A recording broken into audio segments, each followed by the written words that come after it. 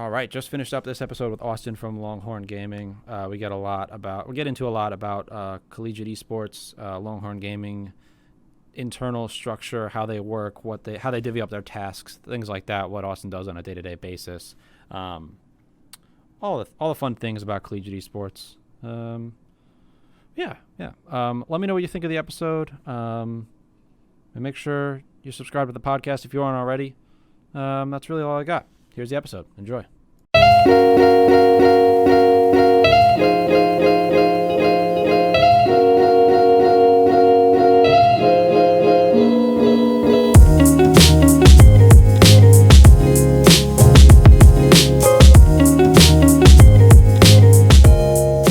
Hello and welcome to episode number 26 of the After Hours podcast. Here with me today, I have the president of Longhorn Gaming, Austin Espinoza. Should be a pretty fun episode. Talk a little bit about college esports and probably a ton of other things. But thanks for coming on, Austin. I'm excited to chat with you a little bit here. Yeah, thanks for having me. I'm pretty excited to spread more information out there about what the college scene is like in the esports world. It's very complicated, but it's worthwhile in listening more about it. Yeah, definitely. I agree with you. In the past couple of years, from a completely unrelated point of view, or uninvolved. I'm not directly involved with college esports, but I've definitely seen the growth overall. So I could imagine there's a lot to talk about.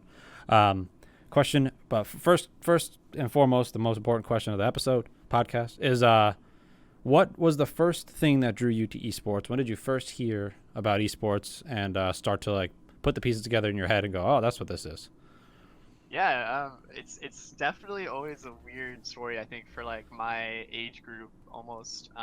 So for me, I obviously played games with the rest of the people that are in my organization.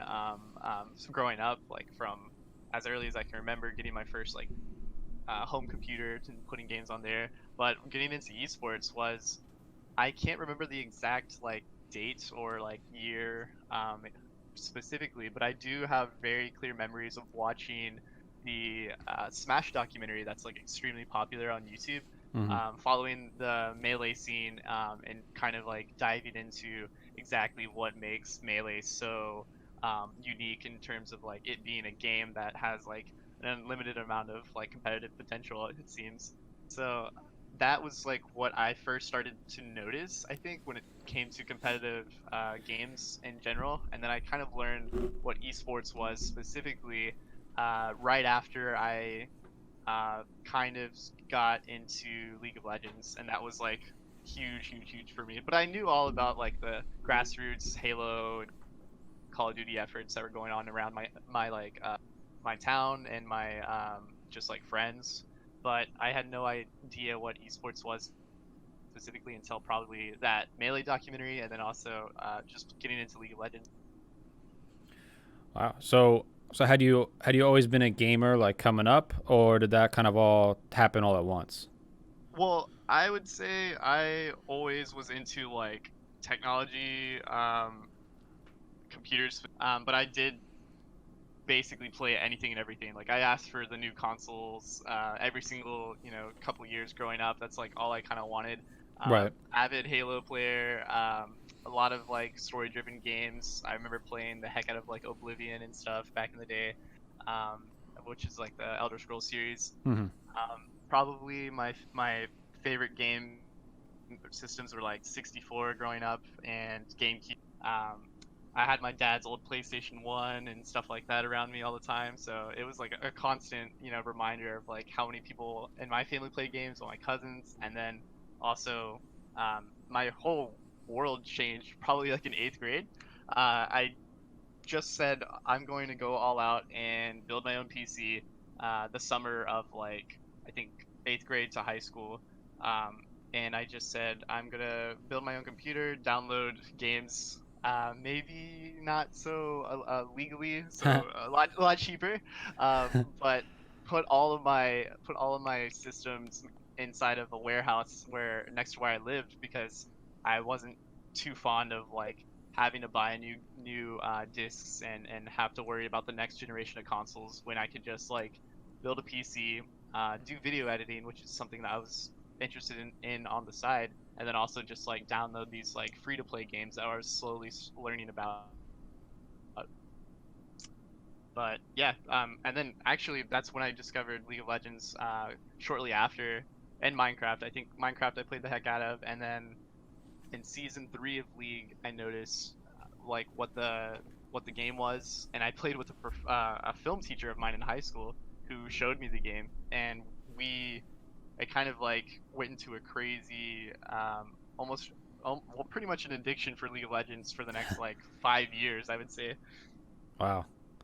Well, I mean that sounds like a lot of fun. So did you play? You played. I assume you played League all the way up until, like, I guess you still probably play League. Oh yeah, yeah, Yeah. definitely. From time to time, I try to stay away from it for like long periods or playing for long periods of time. It's just like, playing with friends every so often. But my like time spent in League was definitely detrimental to like some of my early college years, which I realized, okay, if I am so incredibly interested in like everything that's happening in the League scene, even though esports is huge, League is still prominently, always at the top. Yeah. I wanted to like also pivot my efforts into something more beneficial towards my career, because I knew I wasn't going to be a pro player so much, but I did want to do something in the scene. And that's what kind of like led me to UT partially, actually. Awesome. Yeah. Same. I very quickly realized I was not going to be a competitive Call of Duty player or a professional Oh Call of yeah. Duty player. So I washed that down the toilet right away, and so I mean that's how my career path was kind of paved, at least. Um, But so I guess you go through high school, you did your thing playing League and whatever games, and I guess more familiarizing yourself in the esports community the best you can. But as college came around, I guess let's walk through a little bit about how you decided to go where you're going, and if I don't know this. I guess we've probably never talked about this, but are you part of the founding group of Longhorn Gaming, or was it established prior to you? Yeah, yeah, that's totally like a great place to start. So, Longhorn Gaming actually has a really unique history out of all the different collegiate esports organizations and varsity programs, and everything in between. So, Longhorn Gaming, I think, started in the year of 2011, if I remember correctly, 2010, 2011, in a fall semester with three founders. That's listed at least on Wikipedia, actually, if you look us up. And we called ourselves TESPA, Texas Esports Association, just like KESPA, Korean Esports Association, which was like a governing body over there in Korea when the StarCraft scene was like massive, and the epitome of esports, the kind of like first major like nationally known or globally known esport, I guess, at the time. And now we are under this new name, and it kind of is a complicated story that I myself am not even 100% familiar with. I'm learning every day still about our history because of being pretty much almost 10 years old now, Oh wow. or at least like what, 8 or 9. Um, and we've kind of gone through all of these massive changes in leadership, in structure, and then also like even branding. So TESPA, as most people in the college scene and even like a little bit above the college scene know, is a Blizzard company that is doing its own thing in the esports community, gaming community, and like has a ton of chapters all across North America, Canada, and the U.S., and then also I believe in Korea. They're trying to potentially get into the high school scene or something. I've heard. I don't know if that's like secret stuff, but they're huge, and it kind of all started here as a small student-run StarCraft 2 club, and we had amazing founders that were exceptionally well equipped to put together large, um, all-inclusive events for these up-and-coming games, which were StarCraft 2 at the time, and also League of Legends slowly on the rise right behind it. This was and a ridiculous amount of people were coming to at least like just learn about what was going on at UT, and also watching online, I think there's a lot of different people picking up the stream that they were basically. I want to backtrack actually. Yeah. So these events, which are really well known now for the older people from the collegiate scene, called Lone Star Clash 1, 2, and 3. The earlier Lone Star Clash 1 and 2 um, basically built up an audience of quite a few thousand, if I remember correctly, and we had I think $35,000 in scholarship money at the end of it all, or in prize pool, because some of the people that were playing, I think, was in an open bracket. So um, there was tons and tons of players coming in from all over the world. Actually, some pro or semi-pro and pro players from across the world in Europe and in Southeast Asia, or just flying over and coming in and actually playing for like pretty solid amount of money and at a university. And it was kind of all underground on the side, I feel like, where nobody really knows about it unless you have like talked to the right people on campus. Mm-hmm. um, and they all still call us by our old name, Tespa, if they're from that generation. So that's all kind of cool. But yeah, we kind of have gone through this massive change since then, to where we've branched off, or basically had to cut our ties with Tespa, the business, and are Mm-hmm. now this new, Longhorn Gaming brand, which took quite a long time for us to kind of like establish. And we've been, I think, in a weird sort of growth period for the past, or at least like um, revival period for the past maybe year, 2 years, while I was a part of the first getting inside of the organization as like a officer. Cool. Cool. Cool. Cool. Um, Definitely. I mean, I'm I guess slightly shamefully not well versed in the history of quite a few of the collegiate esports teams, so that's a fault of my own. But I guess let's talk a little bit about. You mentioned that you initially came on as or one of either your first or one of your first titles over there was as an officer. How did you get involved when you got on campus? Was it your first thing to do, like the first thing you wanted to do your freshman year, or did this kind of present itself to you as time went on? Let's get a little bit into that about how your origin stories with Longhorn Gaming. Yeah, sure. So, I was actually not looking at going to UT. I grew up around the A&M like area, College Station area. Mm. A lot of my friends went to A&M or the local like junior college, Blinn. And I wasn't too fond of like not. I wasn't too fond of staying at home, basically. Right. I wanted to go way farther out on the east or west coast, but I kind of ended up deciding on UT at the end of it, after I didn't get into some of my dream schools, and I realized UT had almost everything I was looking for, but I was just like trying to move farther away. So yeah, and Yeah, I hear you.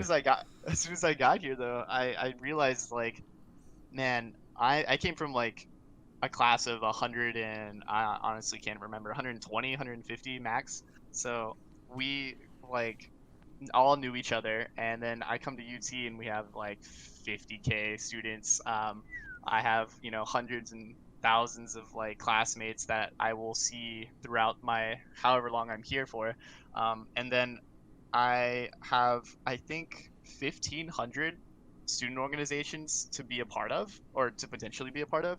So I was really into frisbee, into film, and photography on the side, and then also League of Legends. But I would say esports because I was slowly learning what exactly else there was out there and how big the scenes for the other games were.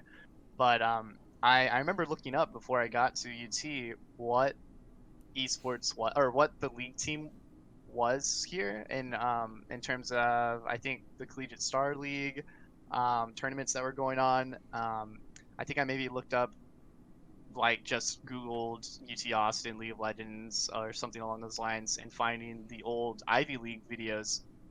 And those videos are of us playing like UCI and a couple other schools in this like nationwide League of Legends tournament hosted by just like a bunch of random students that were putting together this like really solid looking organization and tournament. And I was like, wow, this is really cool. What if I could be a part of that in some sort of way? I didn't know what that kind of meant. Mm-hmm. And coming here, I joined the org alongside a bunch of other organizations, ranging from like computer science, which I'm kind of like getting a minor slash like certificate in, Mm-hmm. and then also um, some film clubs, and then the gaming club, so, which was Longhorn Gaming in its transitioning branding days. So I came to the organization. I loved everything about what was going on and wanted to be kind of more involved.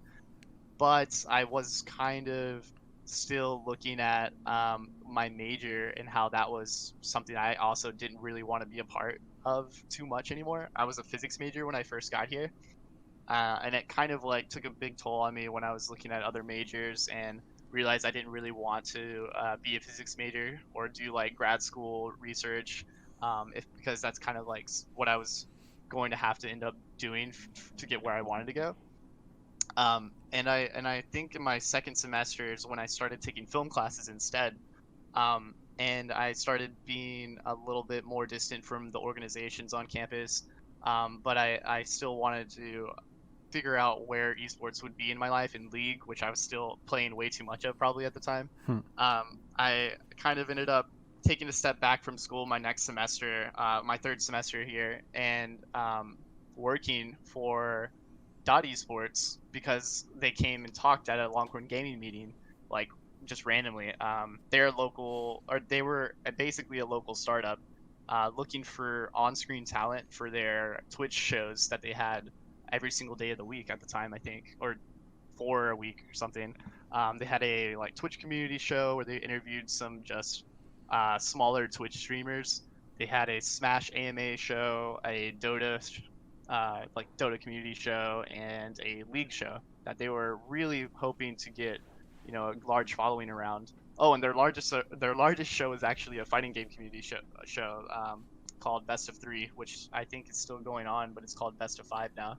Um, so I was like interested into seeing what they wanted. I was not on-screen talent for sure. I'm more used to being behind the camera. I got into like special effects stuff in like middle school, and was like teaching myself like the Adobe Suite throughout like the end of my middle school and all throughout high school career. So I really, really wanted to see if there's any opportunity for me to work behind the scenes on these productions that they were like trying to cobbled together with their like small amount of people and budget. Um, so when I went in, this is late into my second semester to do this interview slash on screen like teleprompter read and all that sort of stuff. I knew I was pretty bad, but as soon as like we were done, I was like, hey, is there any sort of way I can like come and talk to the people that run, the cameras here, or like the switcher in the back, or like the technical director. And they were kind of like, yeah, like I don't see why not. So I ended up getting another quick little test at a different time where I came in, edited a video for them on site, and they were open to me working for them part time for the next like, you know, foreseeable semesters. So that was like a huge, really cool thing that I guess kind of kickstarted my interest into like how I could bring in my other skills into esports and to, maybe getting me a career that I'm like more interested in rather than physics. And it wasn't in, the traditional film school route of like doing things, but I wanted to like add something to esports, and I didn't really, or to the esports industry, and I didn't really think that like I knew how to do anything else like leadership wise or like player being a player or anything like that. And I think I just had a lot of time to still kind of learn what was going on in the industry. Mm-hmm. And I just said, all right, I'm just gonna run with this and see what happens for a semester. So after a semester of working for them, I kind of got a massive amount of experience and like too many things to like talk about right now. But I came back to school, and during that time when I was working with him, I actually met the president of Longhorn Gaming at the time. He was helping out with the league show, doing a little bit of like the writing for what they should be talking about during the show, which was with a pretty prominent league coach from Europe, Yamato, and we were kind of getting to know each other pretty well, and he trusted me. So like as soon as I got back to UT after that semester break, like he was like, "Hey, we need a creative director. I will, no voting or like anything is really needed, or like application process, because like I just want you and I trust you." And I'm like, "All right, I don't know what exactly that means, but like all I want to do right now, and all I've been doing for the past like few years, which I kind of failed to mention, has been watching content from the teams, and those teams that were pumping out content were like TSM, which I ended up becoming like a real big fan of. Their little documentary vlogs, behind the scene videos were something that like I had never really seen before, and just like got crazy absorbed into, and always wanted to follow like the director of those and see where he would take the next season of like that show TSM Legends, and how he would like incorporate his style into their YouTube videos. And I just was like, man, what if I did this for a collegiate team, and kind of like got my resume built up from there, and went to work for TSM or some other organization. But yeah, that was like my dream at the time, and I mean it's been changing still to this day, but I just always have kind of been attached to telling the stories of the players that maybe a lot of people don't really know about, and that are almost as good as the pro players or semi-pro players or academy players or whatever, that are in collegiate doing 100 different other things, that are all related to their academic career and like professional career and family life, while playing, at a crazy high level. So yeah, that's a lot. I feel like I'm rambling a little bit. No, you're definitely not rambling. I mean, there's a lot. Like, I always find a lot. I mean, personally, I'm always very interested in the true origin stories. Obviously, nobody wants to hear. Yeah, I walked on campus. I met this guy, and one thing led to another. I was the creative director. Like, there's so much more substance to it, and I think, I think going through it at that granular of a level, it really, for I guess kids either getting ready to start looking at college, or even in college, like it allows those kids to understand that the potential is there. You might not go there with the mindset or the expectation, or be scouted to go be a part of an esports program, or any program for that matter. And then you might walk on campus, meet the right person, and you literally never know what's going to happen, especially at a college like UT, where you said I think 50,000, or how many people? Yeah, well, I mean, if you Google like the population size right now, it's like 45, 50, depending on if you count grad students. I mean, I think A&M and like, yeah, A&M's like probably only the other Texas school that's larger than us at like 60K. So, Yeah. but they're just still, the odds are in your favor. Yeah. For sure. And then even if it's not esports related, which I mean we probably won't get too far into that direction, but like if there's 50,000 people there are 50,000. I mean, there's more than 50,000 opportunities, because people can tend to present multiple opportunities, but there is so much chance that anything could happen. It's tough for gamers to hear this, but you just got to kind of get up and go outside. Some of us don't like to do that, and I'm an advocate of staying inside, because I don't like to go outside that much, because I'm a gamer too. But you never know what's going to happen if you go walk around on campus when you go to college, or whatever. But yeah, I think a lot of that's super important to talk about. So I'm glad you ran through it that way. So I want to get a little bit into how you transitioned from being the creative director to now the president. What did that process look like? What did you have to do to, like, I guess, gain the buy-in from your peers, if that's how it worked? I'm not entirely sure how that anointment process kind of works, but let's get into that a little bit. Yeah. It's definitely different for every student organization on campus, and then like every esports organization out of all the schools that have one, which is pretty much any school that's like large enough that has enough students on campus naturally gets a gaming organization going. But really, I am not even too sure how the previous, like, say 2 3 years ago, um, worked. I think it may have just been like simple like appointing of whoever was president previously. That it kind of probably could get a little messy. I'm sure it did at times behind the scenes, but for me and what was going on after I put in my good 2 years of being a creative director, which I actually was a creative director for two organizations at one point. Oh. For yeah, I was a part of a Korean student organization and my and Longhorn Gaming. And Oh. I kind of was like, man, I love Korean Student Org. It was a brand new organization, basically the exact opposite of Longhorn Gaming, tiny. And I was like, I gotta move on. I can't stay and be like VP, which they kind of wanted me to. Mm-hmm. I loved all the friends I made there, but my calling was in esports, and I really wanted to make that like documentary series, which I think kind of what got me to start being more active in like my connections and getting involved in LG. I sat in at every single one of our meetings, wanting to do more and wanting to never let any opportunity sent to us via DM, email, or just like people walking up to us on the streets or whenever we're tabling to go like unanswered.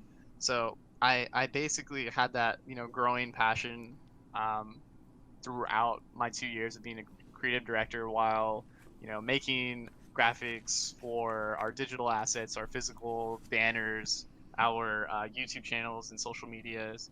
And then I said to myself, probably coming into the later half of my second year as creative director, like what is our potential? What is UT Austin's potential as a university, and then what is Tesla slash Longhorn Gaming's potential as this like historic esports organization that basically started something brand new before anybody else or before a majority of other schools. What could happen if we start pushing the administrators more forcefully, more with more like support, um, and not just kind of like sit and wait for like the pressure of all the other local universities, UT Arlington, UT Dallas, Texas A&M, even OU, LSU, all these, and even the smaller sister schools of ours, like trying to already having things actually slowly being established officially. Like, do we just wait for all that to happen and not do anything, or do we want to be at the forefront and like get ahead of the curve and be the first university of our status, of our level of status, to have a program or a facility or a national championship in esports under our belt. And it kind of just like was a constant question that I was asking myself. And I slowly found like a couple of different um, students that were still going to be officers, and or that were interested in becoming officers for the next academic year. And they had a lot of passion. They were young. Some of them were freshmen, sophomores, for the most part, and they had a lot of experience being involved in the competitive teams, or they had zero experience but a ton of passion for just wanting to be involved in something because they never were involved in anything before. But this is something like gaming and esports has always been like a side hobby of theirs that they just didn't know how to utilize. And I felt like I had this unique sort of position and a decent amount of like charisma, I guess, to like make people kind of trust me and work with me and like me enough to like help help and come to UT.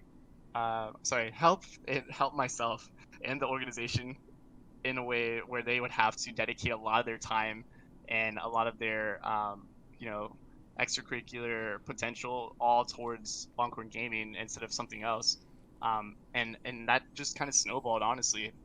I became president after the previous president stepped down at the very um, close to the end of that semester, of that second year of my creative director year. And he was very much focused on. He was also the lead coach. Let me start there. So he was definitely involved in the competitive side more than anything. Mm-hmm. Um, like Vic, who but his name is Vic Watney, and he was doing an amazing job with the league team. We had just won $56,000 in scholarship money after him and his like 4 years of coaching this team, or potentially even more, was basically paying off. And now we had like all this, awesome recognition for this really great team. But a lot of the problems that was noticing was org related, was um, university communication with the university, all these different things that I wanted to be more focused on. So what ended up happening is he stepped down, and I kind of was acting as a vice president, which kind of didn't exist anymore at the time. But that kind of brought me into the spotlight more, and I kind of started giving my ideas out to those that were still adamant about getting us involved as a varsity program rather than just like continuing on like not really doing anything special. So luckily, Vic and I kind of work things out, and to where I can be more involved as a VP. And then when a official vote was held, which for the most part I think most people knew me rather than other than the other person running, who kind of I think ran just to more so have an election, but was totally fine with like doing that. We kind of went from there where I won and just said, okay, I want as many people that want to help to be able to help us, and to join our leadership team, because we were sitting at, I would say, what was it, like 6 or 7 directors at the time, of like me becoming president at the end of my creative director years. And we were communicating before jumping into Discord, like in a one group chat, a messenger group chat. And we're handling, hundreds and hundreds of students sometimes. Like our Discord right now is sitting at like, I don't even know how many, but like, oh, well over like 1,000.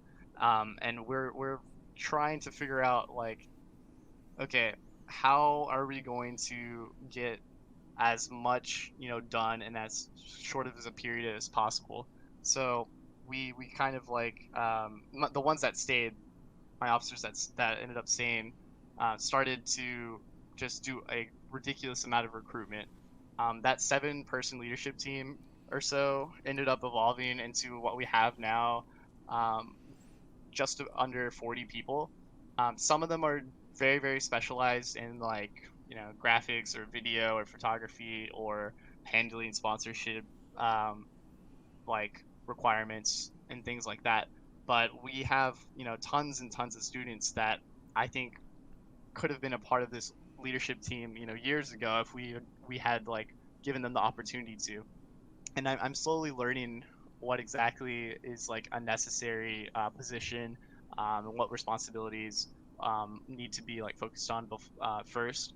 But like there's been a massive shift over the past 8, 9 months or so, and I've just been like super excited to like keep moving forward and keep adding to it and changing things for the better, because we've, I think, stayed way too long as a student organization that only wants to do kind of like one thing or doesn't want to change too much, which is fine to kind of like be, you know, um, to be basic, to be not, pushing the envelope open, or doing anything unique. And I kind of wanted to just go for it and do as much as possible. Yeah, I mean, Makes a lot of sense to me. I definitely, I mentioned this a little earlier, but or maybe I didn't mention this. I was not in college for very long. I did a year and a half, and there may have been a gaming club, but esports definitely wasn't a thing. My first year of college was 2013, and I went to like a SUNY school, so there's I don't know. It wasn't very big. Not a lot happened there, but at any rate, I had no esports experience at the collegiate level. So it's definitely interesting to see how it kind of how you guys kind of operate and how you spread the load. Because obviously, there's this isn't at the end of the day, this isn't a job. You guys aren't being paid to do this, so it's all this for the most part. It's a majority of the students' free time that they're committing to this while they're on campus. Yeah, we wish we were paid sometimes Yeah. for the amount of work we put in. I can imagine. So I just for numbers' sake here, when you first started, or when you first joined the organization till now, what is the number difference between how many students were a part of the organization then and now? What is that growth number? Has it grown? Has it shrunk? Why is that? And what contributes to that? Yeah, so there's a little bit of like a kind of blurry past in terms of numbers. I don't think we did very well in keeping our like event numbers, like event attendance numbers, and I kind of want to make sure that that's like something that I leave as like a big change that we have. It's like consistently getting numbers, demographics data on like who exactly is coming to our events and stuff like that now, which we're working on a lot. But really, I think what we had going was about 125, 150 members, paid members. So how we operate, I guess, is what I should start off with. Is we go ahead and have an interest meeting, usually every semester, roughly at the start of the semester, and kind of give a quick little rundown of what we try to do as an organization. In the past few years, it's been us hosting LAN events once a month, where we basically have a room reserved with the proper cables for power, Ethernet, if we can get a hold of it from IT. And we invite students in to come in and bring their laptops, their desktops, or whatever, their consoles if they want to host like Smash tournaments or anything like that. And we make sure that it's open to anybody, Mm-hmm. and you basically just can come in and play with friends. Um, that's like the heart of like what we were basically doing for the past 2 3 years. There was also family systems and stuff like that where you come in, you pay your membership dues, which based on when you were paying for them were $10 to $20, and you would be a part of a small, close knit group of students that got to learn what to be, or how to be on campus, and then also just like make friends and maybe different areas of the university that you normally wouldn't, but you all have this mutual connection through gaming in some sort of way. So really, I'd say maybe 150 students or so were members back when I first joined, or a couple years after I joined as a member. When I was creative director, I didn't see that change too much. Um, I wish I knew the older numbers as to like what those were like back when we were first founded. I've seen some photos of us taking over like these large local like meetup spots, and there's some really awesome crowds.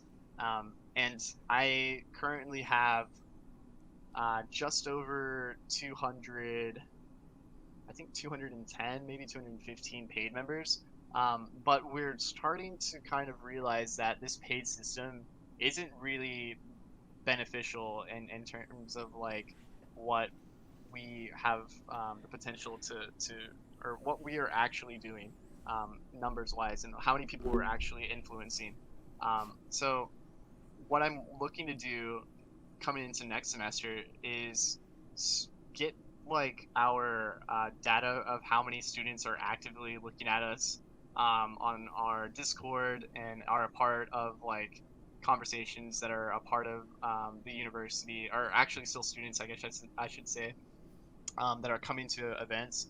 And I'm really, I think we've pretty much doubled our exposure from the first couple of years of me being creative director, because we've had, I think, 350, a little under 350 people come to our first interest meeting of this past semester, which was well more than I think we've ever had in like the modern history of LG or so.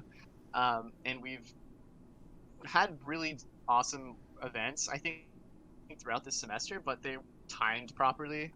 We have brand new directors in marketing, in events, within our community team, our creative team. Like we have all these different like leaders that are trying to learn the ropes of what it takes to run an organization, and we don't exactly know just yet as how to best like position our events, what exactly our membership, you know, expects from us, and what we can provide like authentically, and not really, you know, waste money or time doing something they don't want. So with that first 350 person crowd or so, like we knew that no matter what, you know, we have a massive amount of people that are interested in what Longhorn Gaming can be. So we just need to keep making sure that we have events. We have, you know, every single semester we put on things for people that want to come, and I just don't really want to like alienate anybody when it comes to like a specific gaming genre, or a specific esport title. And really it's coming down to now where we have to kind of make some hard decisions, um, because we're actually talking with a lot of different people from the university, and figuring out what exactly is going to happen to the esports side of Longhorn Gaming. What exactly do we need to be like separating from the organization? Because Longhorn Gaming and a lot of other gaming organizations sometimes are separate, and sometimes separate the esports side from the casual side, Mm-hmm. or they kind of just throw it all together and just kind of let it be, and have like these interesting sub communities. I think who is it? A&M has this interesting like sub community system where they have representatives lead like a community that play a specific game more than every other game, and have their own events and sort of things. So we've basically have been, from what I understand, just one big large gaming community on campus. Mm-hmm.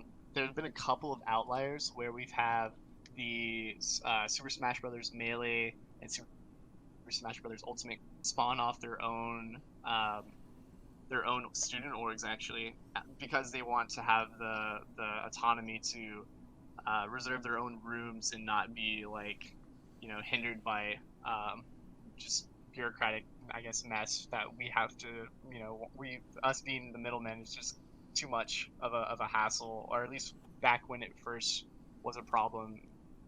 That's how it ended up happening with them separating. So we still talk with them. We're still, you know, like what we call ourselves is like the central heart, the central body of gamers. And I just like have really been striving to make sure that all the other organizations, whether it be those Melee and Ultimate clubs, and new organizations like Women in Gaming, who have just recently started this past year or so, and the Electronic Game Developers Society, which have been around for a while, they're on the outskirts of esports, or they're something more specific, but they have a lot of, you know, students that overlap in interests and want to be a part of our organization. That's just been something that I've been making sure that Longhorn Gaming's body of members can be anybody. You don't have to pay anything, which is what we're going to be leaning towards in this next semester. And you can come to our events and be a part, or say you're a part of our organization, while also maybe dedicating more of your time towards one of those other organizations. Yeah, I mean, sounds like you got your work cut out for you, to say the least. So, Yeah. yeah, I mean, so it sounds like, I mean, clearly you do a lot. Obviously, as the president, I mean, I would assume, or I would hope that most presidents of organizations do a lot and spread themselves pretty thin to an extent, obviously as healthily as possible. Um, but we got into, or you got into quite a bit about how you guys are split, kind of who does what, or that there's some specialization at your officer level. What about you? Like, what does your day to day look like aside from the schooling and the educational portion of it? What does your role look like on a day to day? Obviously, the things that you can get into, and the not kind of crazy outlier type things, but the as consistent as it could be. What does that kind of look like for you? So my day to day kind of depends on just kind of what messages like we get pinged with for the Mm-hmm. most part. There's really just a handful of key like categories of things that are like occurring behind the scenes. So there's event planning, which we always want to have some sort of something going on for our members to be to feel like they are a part of something. We also have a ton of different businesses reach out to us in pretty much any way you can imagine, and they're always looking for some sort of brand sort of awareness thing that they want to promote to us, or they want us to come out to an event that they're hosting. And this is a variety. This can vary from like esports orgs like that are in the area, like professional ones, like say in Dallas, like the Houston Outlaws or anything like that, or the Houston Outlaws in Dallas. You know what I mean? Dallas Fuel, Houston Outlaws, whatever. Um, Envy and Complexity, like bigger other schools that really great esports orgs or varsity programs, businesses that are trying to jump into like a specific like area of esports, like mobile gaming or mobile sports. Um, all those different pings that we receive, I try to check in on first to see like what exactly is like worth our time. Mm-hmm. This past semester, I've been pretty much saying yes to everything, and maybe that's kind of to my detriment. Like we've had a lot of different um, like weird ventures for short periods of times where I'm kind of like, man, I think I'm wasting way too much time with this, and I kind of need to step away now. I read way too many messages. I've had times where I have like 300 to well, maybe even like 600 pings on my phone in a day, where I'm like looking at messages from say what we're going to be doing with our jerseys. I think there's a crazy time where we're trying to figure out that earlier this semester, if you remember. Oh yeah. Yeah. And then also what's going on with the university and their interest in our club and how they want to sponsor us, which has slowly been a development with the College of Fine Arts and then also what exactly my members um, or want to do, or what their membership status is, what is it called, benefits are, and Mm-hmm. how they can utilize them. I'm always trying to optimize things like that, or at least get people talking to see what they think would be even better for us to do.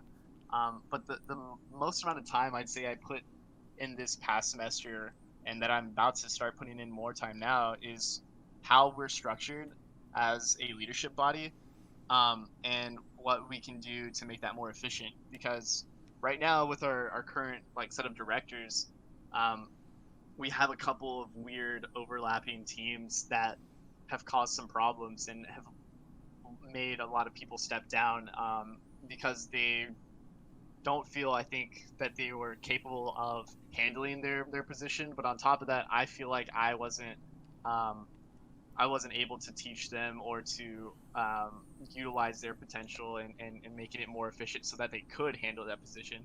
And I pretty much am now spending all of my free time when I feel like capable of doing so, spending all my time on a varsity sort of like educational presentation that we're going to be giving to a specific body on campus, wanting to make sure that everybody at UT and the higher ups at UT especially understand what esports is and how we need somebody to take over a lot of the ridiculous duties that I'm having to be in charge of, because I don't get paid, of course, Right. and Yeah.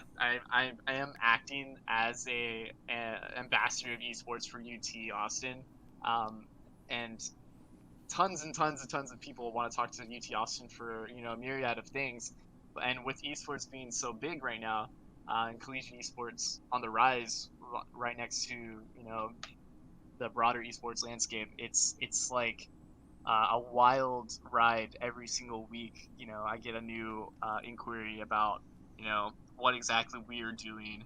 How can they be involved in the building process of a facility that we are way too early in talks with, or in talks for, that I can't talk to these businesses with anything concrete, but I'm constantly getting pinged, I think every 2 or 3 months, with a new business that wants to like jump in and build something, or jump in and start something tournament wise, or utilize our teams for their study.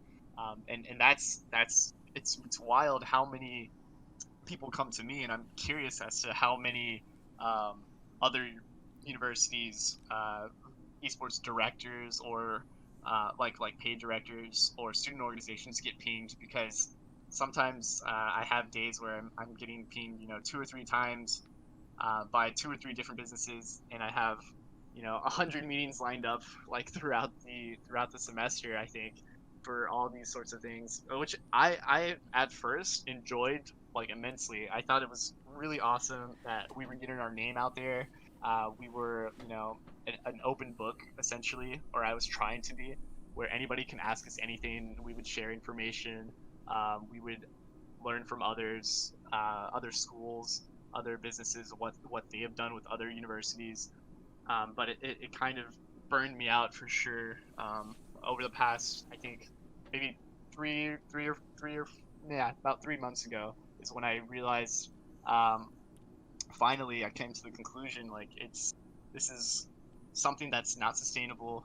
And my our faculty advisor, we have two, one from College of Fine Arts and one from the engineering school, want to do as much as they can to make sure that an esports director is hired, and esports consultants are like sought after, and a committee is formed, because we right now have 2 or 3 jobs kind of like put on top of myself and a couple of my peers in my director body, because it's like a weird juggle when you're talking to parents or high school students or middle school students that are looking at attending UT and want a scholarship, or they're the businesses that I've kind of mentioned before, other schools that want to plan these massive events or want us to attend them, other organizations and departments on campus that want to learn about us and like co-host things with us.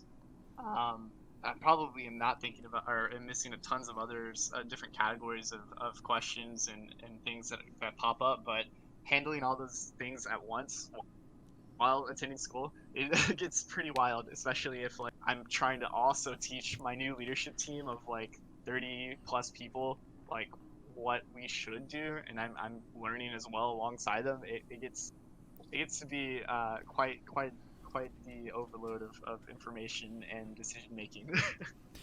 Yeah. No. I mean, I hear you. I don't have we don't have a massive team over here to coordinate, but prior to when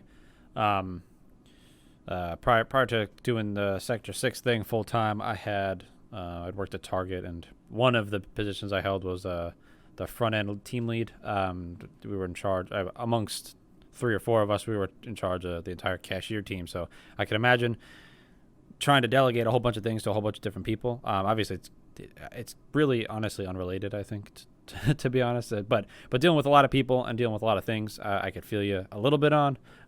Obviously, like I was saying, they're 2 totally different topics. But No, I still think it's like a valuable thing to even oh yeah, to bring up, like college students need to learn to delegate if they Yes. want to be, in a position of authority and want to lead a team. Like, I didn't realize how much I could learn from being a part of a large organization, and then also like how much I can learn about the industries slash like my own self about and my own like social skills, leadership skills, etc. Um, and the cool thing is my decision in coming into my second year of being creative director, I decided I would not do all of these smaller tasks by myself. Mm-hmm.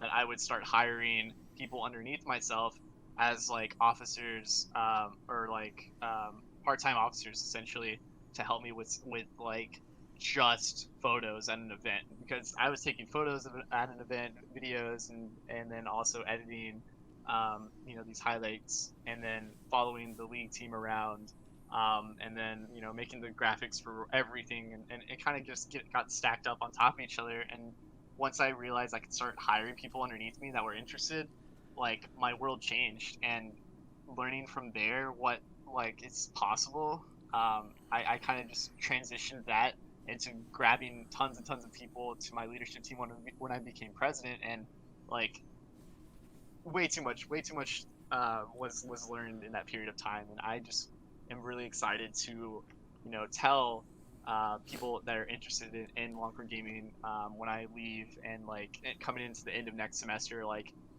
there are so many really awesome opportunities for even though we're just a student organization. There's so many like if you're a go-getter, you can do so much here. If you want to be an entrepreneur, you should look at something like esports and our organization, because there's like limitless potential, and I don't think enough people realize that on campus.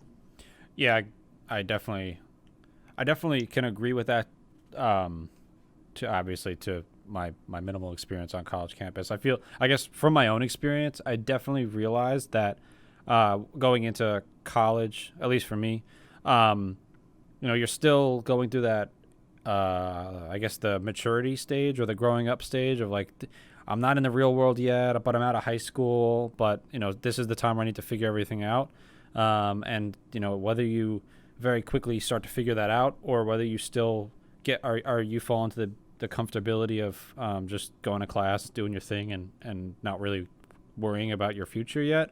I guess I don't know. I don't really know where I'm trying to go with this, but I guess once that clicks for you, that you understand that college is the time to start to learn all those things and like try and figure the new things out and kind of go your own way.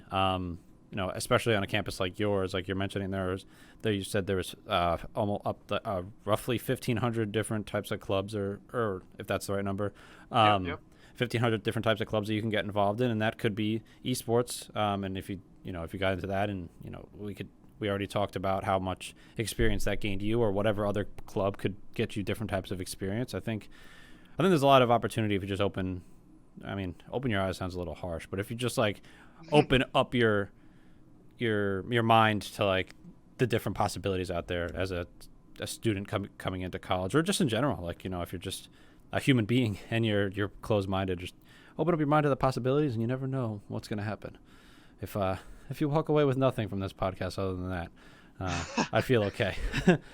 But yeah, past that, we got a little bit, or we got pretty deeply into what the internal workings of your organization looks like, what you do, what your officers do, and how that is delegated and things like that. I did want to touch quickly, or a little bit, as deeply as you want to get into it, is from a competing standpoint, like when you guys go to events, what do rivalries look like? Are they as deeply, what's the word I'm looking for here? Are they as big and like blown out of proportion as they are at like the traditional sport level, like your typical football game, or whatever traditional sports? What does that look like?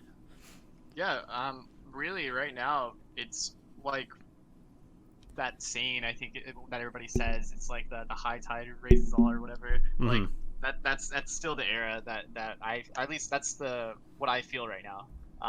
We've had a lot of really friendly competition with A&M, OU, UTD, and people would kind of like question like, what the heck, UTD? Because what in the world, in what world would we play UTD in a traditional sport? They don't even have a football team, of course, Hmm. and so it's super unique to esports to have these like crazy small school versus large school rivalries in an athletic or esports athletics standpoint. So it's really really cool to see those develop. But there is nothing heated, I think, at least for UT Austin. That's like no heated rivalries going on right now. Yeah. But it's a very valuable thing to actually have. I know a lot of schools in, I think, what is it, like the Pac-12 or something, that kind of like made their own rivalries and kind of got together and said, hey, like we're gonna make our own little competition, our own little league, and we're going to just like self-fund it and put in a crap ton of work and start these like really cringy maybe call outs or something, but it slowly becomes something regular, and people get accustomed to it, and there's these really great stories formed about schools competing against each other, and right now really though it's like we all just want every major university especially to have a program, to have teams that can consistently travel and compete, before we like start hating each other over competition. But I think I've spoken to A&M's president multiple times and attended one of their lands, and we're super chill and love like the idea of like competing more.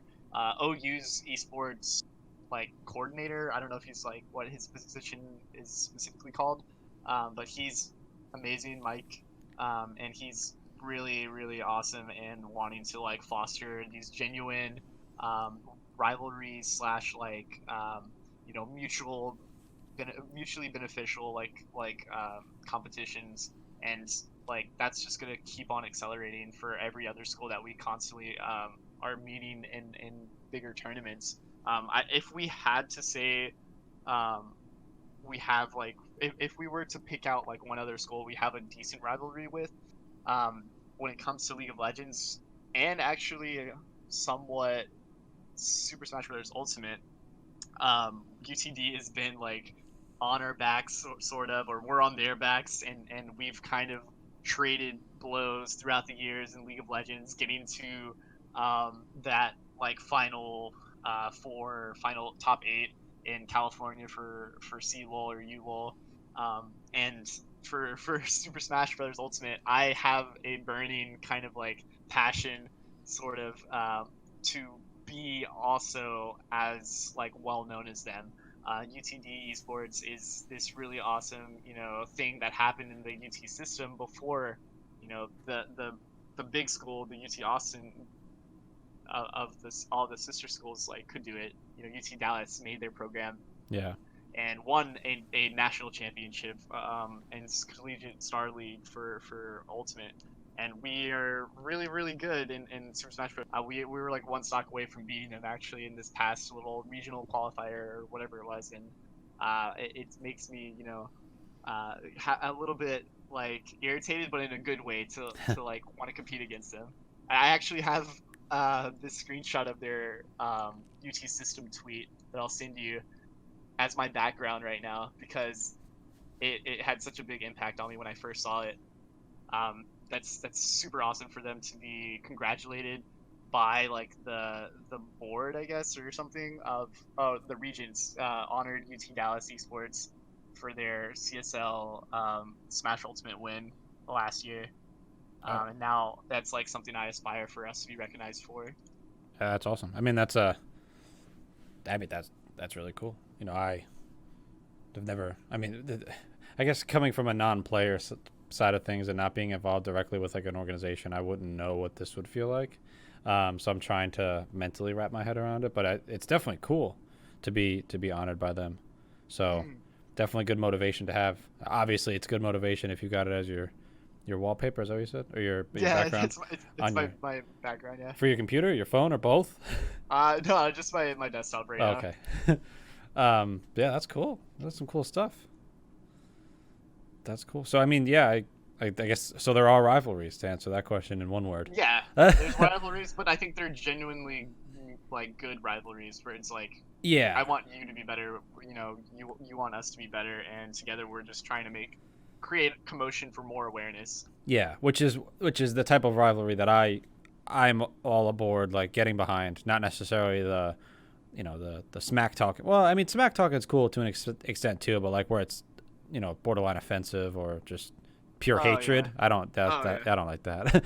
But I'm glad that that's because I mean it gets boring. It creates easy storylines. Rivalries create easy storylines, and without that, it just kind of gets boring. It's when you go to a League of Legends game match and there's no rivalry or anything like that. It's just two teams playing. It's just 10 players on the Rift, and there's not a lot to talk about. But if it's you guys and UTD and whatever history you got there, and then obviously there's the subtle rivalry. You got some things to talk about. So Yeah, I'm and all for I it. think something to add really quickly, or two small things. One is there's also definitely the regional rivalry thing going on Mm-hmm. where if a Texas school makes it into that top 8, um, or that final on site tournament, then there's always that go for Texas sort of deal, and we want to beat the East Coast or West Coast. But besides that, I think it's even more important in esports for us to have these stories, these rivalries, this content out, this content created out of these rivalries, showing off the personalities of the players and stuff, because you don't see that while they're playing. You don't really, you don't see that as much, at least in comparison to traditional sports. You're Yeah. looking at their characters, their, I guess the overarching term is like their avatars or whatever that they're playing, and getting to know them more, and seeing exactly what they feel towards another team or another is like just what I'm most excited about when it comes to esports sometimes, and that's what I really want to create content out of for esports or for collegiate esports. Yeah, I mean that makes that type of content I think is very easy to follow, very easy to be intrigued with as a fan, or even, I mean obviously as a member of the organization involved, but as a fan or potential fan or somebody interested in collegiate esports, those types of back and forth and the backstories and rivalries are always going to be able to drive new interest, which I think that's a great idea. So I agree with you there. It's pretty awesome. Um, cool. So I think we covered all my major topics. Was there anything that we skipped over or didn't get into throughout this episode that you wanted to mention at some point that you just didn't get to? I mean, I kind of wanted to give a quick rundown of like what's happening over here varsity wise. Oh yeah. That's just kind of worth noting. And then what exactly is varsity collegiate esports? Um, so basically, well, actually, I'm curious. What do you know? I want to hear from you. I feel like you're in a prime position that is far enough outside, but also you have a foot in the door of like understanding what exactly varsity esports is. So how would you describe it? Um, being completely negligent to it and not really like, so I only know what I know through Josh. I guess probably for those who don't know, on the Sector 6 side of things, Josh handles probably all of our relationships, I think. I mean, our relationship is kind of both me and Josh with you guys. But as far as the rest of our collegiate relationships, Josh heads that pretty much on his own. So I don't really, to be honest, I don't even know which schools we work with have the varsity program or are just the club or have a mixture of both or whatever that looks like. But from what I know, so I'm even further out than what you would think. But from what I know, there's and correct me if I'm wrong because we'll have to do that. There's a varsity program which is like recognized by the school and supported to a certain extent by the school itself, and there's like the club programs which are it's more student run. It's not necessarily supported financially or anything like that by the school. And like the differentiation there, or from what I understand, the biggest differentiation there is like the ability to use the actual school appointed logos and marks. And obviously the funding, if there is any, and scholarships and things like that would be the varsity programs versus the student run clubs, where they might allow you to use the school colors, or the school name, to an extent, or a spin-off of that. But at the end of the day, it's its own mark, and your own organization entirely. Am I kind of on base? Yeah, yeah. Okay. Yeah, so there's like all these, kind of in betweens also, because it depends on Right. how your school actually houses esports. I mean, there's like the regular old throw it in athletics because athletics is okay with it. Maybe you're not involved with the NCAA or whatever, as much as then there's the student affairs side, or like rec sports, Mm-hmm. which is like rec sports is inside of student affairs. And then there's some other ones that are inside of something completely different, like the IT like side of things, IT services or whatever. And then there's also placement inside of like the president's like area. I don't know, president's office or something like that. I've heard all sorts of different places for a program to develop, and it's really weird because there's no like one way of putting it. Mm-hmm. I think what I've been told once, and it kind of makes a lot of sense to me. It's as if the closest thing to compare esports to is like when when like women's sports got added to like universities, because it's like, all right, what do we do with women's sports? We put in athletics, that makes sense, but they have to separate it in a specific way and that sort of thing. But now it's like, where do we put esports? And there's another very different from, I'm sure, like when women's sports was starting to be added to universities, but also the co-ed aspect is even more complicated. So there's just like so many weird conversations, and so many or I guess just new conversations to be had about how to accept it and where to place it.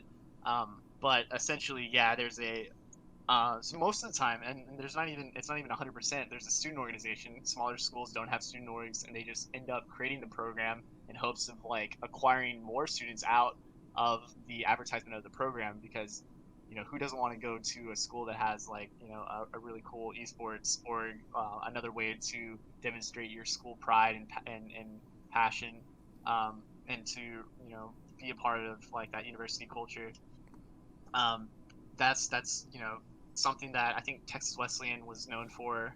And if you follow the Texas scene, Texas Wesleyan didn't have an organization, but they just went ahead and went all in on esports. I think Maryville probably was really really small when they got started, and I've heard that their student population like skyrocketed after they became a successful esports organization, or had a successful esports org.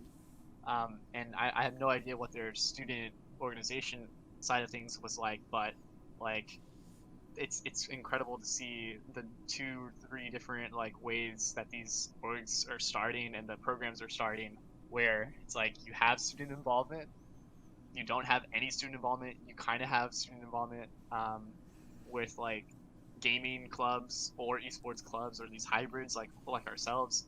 And for us specifically, it's coming down to a lot of older higher ups being extremely cautious, but then also on edge about what they should like approve for esports to be on campus, because they want to have the right branding.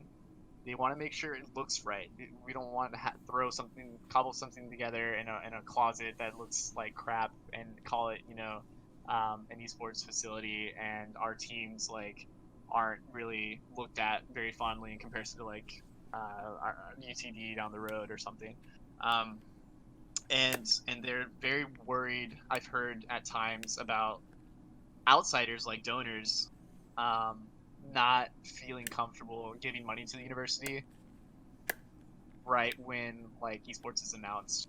So that's like the two big things that I kind of like wanted to like throw out there. But I think now that a lot more schools are jumping on board and a lot more resources are being thrown around to educate those that are completely like unaware of what esports is, they're coming around quickly and realizing this is, you know, going to have to be a thing. Otherwise, you're going to look pretty bad, I think, when your like students are having to, you know, kind of go and crowd like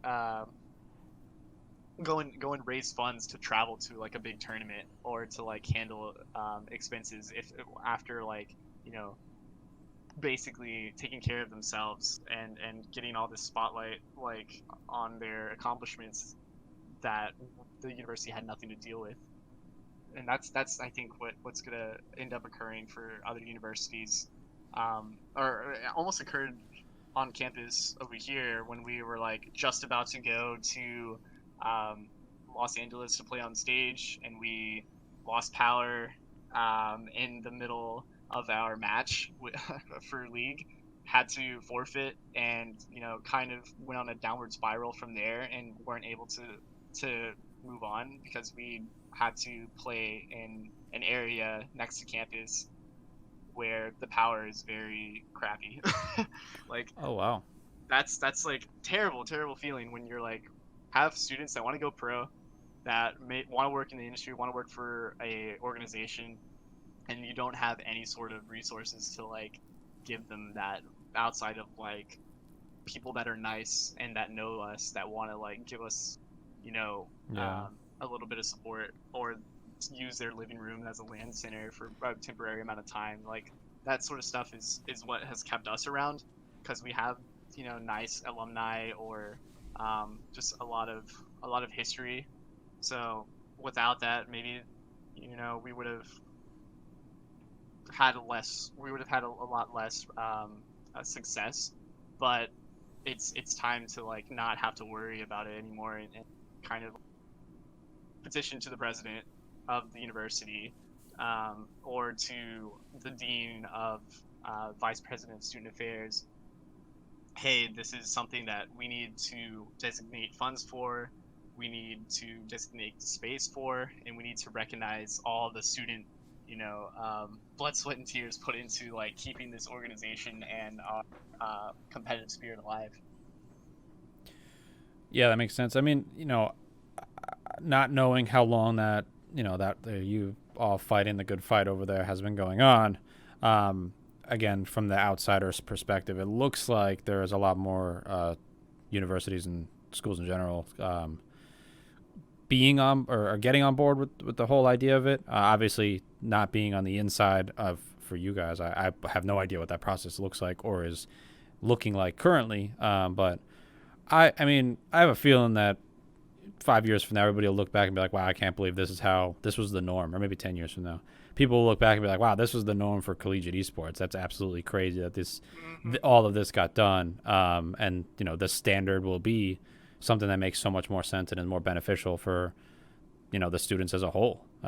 Hopefully that's what happens in the next, or that's like the next step for collegiate esports, because, you know, as a passionate esports fan, obviously, working in the industry, naturally you become a fan. But you know, where was I going with this? As a natural esports fan, you know, you want to be able to root for organizations and of all levels, whether you're a professional,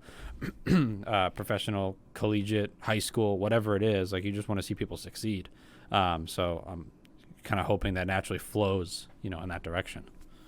I'm excited about high school, actually. Yeah. There's so many high schools that just ask us like, hey, like, look how great we are. Can we be involved in LG? Can we come and like, you know, learn from your players? Oh, that's awesome. Can we get scholarships? I'm just like, man, one day. Yeah. There's like 192 schools from NACE that are varsity level through NACE, and I'm sure there's like 50 plus more that are like non-affiliated with NACE and that are varsity level. So there's like, what, well over 200 universities out there in the U.S. So it's gonna keep growing. Yeah, I mean that number was not there 2 years ago either. Oh yeah, it was half that, Yeah, or if less than that. half, Yeah, it's crazy. way Like less. for us, I mean, this is probably not something I could put a hard number to, but like year over year, we just see, obviously the influx is different than the reach out, but as far as a coming in of high school and collegiate, interest, whether it's a new high school or, hey, we just started a new esports program at our high school or college. We wanted to reach out and see what the process for getting jerseys created is. And it's like, oh my, like every time it's the same time every year. And it's more and more each year that we hear that there's these high schools and colleges that are starting new programs. And it's just, for me, it's humbling to see, or maybe not humbling isn't the right word, but I'm excited to just continue to see the growth at the collegiate, scholastic level. Yeah, the academic world. Academic, yeah. It's great because it's there. I mean, it's entirely different from the professional / amateur. I guess the not academic. Everything's just ran so much different. So it's cool to see it grow in two directions, multiple. Outside of that, but two main directions. I like seeing it, but it's been fun to watch, to say the least. I actually am looking to basically find a way to get paid to go and talk to all of these different like high schools and universities, and their like leaders and their esports leaders, because that's what I want to film and interview. Or I don't know what the best way to like broadcast like their stories, but that's like something that I've always pretty much said that I wanted to like spend my post graduation years doing. I don't know if it's gonna be something that I can kind of like do on my own budget or on my own time, or like just throw it on a YouTube channel and see what happens. But like, man, there's probably so many stories that are even outside of the US that are gonna be really awesome for people to like hear about, because right now it's like underground still, and nobody really knows like those struggles, and they just hear the headliners that come out of nowhere that, hey, they made a LAN center, or this player is getting paid a scholarship now, and it's like, well, what was that process like? There's so many years of like struggle and like effort being put in that I want to know about. Yeah, no, I think that's a great idea. I think, my advice, not definitely no mogul or know all or anything like that, but why not start it and throw it on YouTube and see what happens? If it sticks, it sticks. If it leads you to your that opportunity to be able to speak for those people, or to present all that long term, I think that's great. Why not just throw it on YouTube, start it now, and see what happens? I think it couldn't hurt. Yeah, totally. I'm excited. I'm actually gonna be seeing, in the near future what I can do. Maybe some small work that I'm doing for UConnect, a local startup here, will get me in the right direction. But if anybody wants to see like some of the stuff that I got to make out of LG, we had like 2 or 3 videos made of our League of Legends team, or I made them, of our league team, and a couple quick little promos on our YouTube channel. If you just look up Longhorn Gaming on YouTube, you can check them out. But yeah. Well, you already started the perfect segue into the shameless plug portion of the podcast. So obviously that would be how you find them on YouTube. But for you personally, what would be the best way for somebody who's interested in collegiate esports, might be interested in joining your program, or just wants to talk to you in general? What's the best place to get a hold of you? Best place is actually like any of my DM, or any of my DM me through any of my socials. I'm Ace Espy, ACEESPY. My initials are Ace, and then my last name like shortened is Espy, for my dad actually, which was A Espy. So I go by Ace Espy anywhere. DM me on Instagram, Twitter, Messenger, Facebook. Like, I am on top of my socials for the most part, or on Discord. I'm Ace Espy, 8181 is my number. And yeah, like always, like anybody, feel free to reach out to talk collegiate esports, or just like about content in like the esports world, because I'm always interested in like what new and interesting things that people are making, or still people stories that people are telling, and how to like bring more of the general audience in, teach them about what esports is. Cool. You heard the man. Hit him up, chat all esports. Tell him you came from the podcast, because that'd be cool. Yeah, but that's it. I think we covered everything. Got a hold of where to get Austin. We covered quite a bit at the Collegiate Esports length. But yeah, if you like this episode, be sure to like it, leave a review, whatever the best thing to do on the platform that you're listening to, and make sure you subscribe to the podcast. That way you could get notified for the next one. But other than that, I'll catch you guys in the next one. See you later.